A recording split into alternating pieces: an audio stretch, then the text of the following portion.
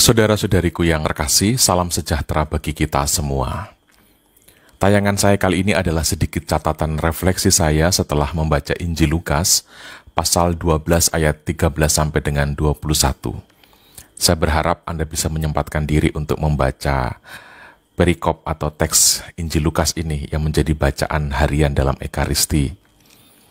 Saudara-saudari, kita boleh saja menjadi kaya, tetapi asal jangan menjadi serakah.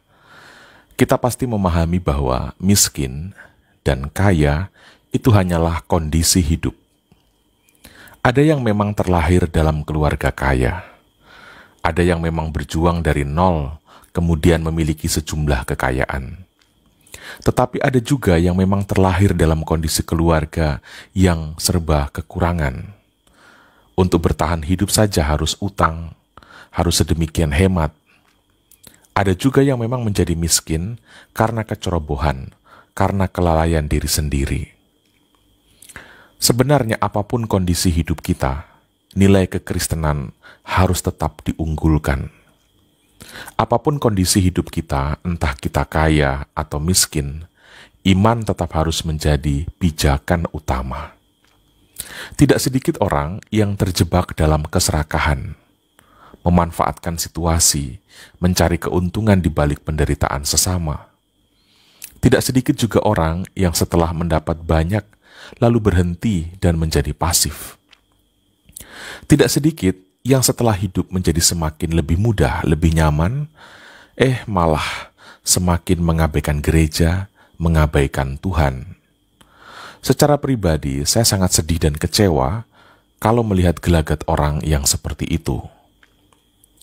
Beriman itu adalah dasar hidup.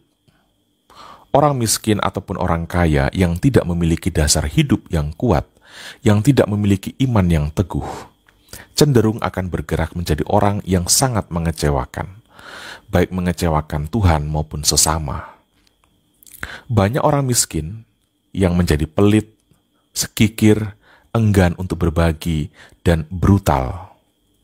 Dan banyak juga orang kaya yang menjadi angkuh dan serakah.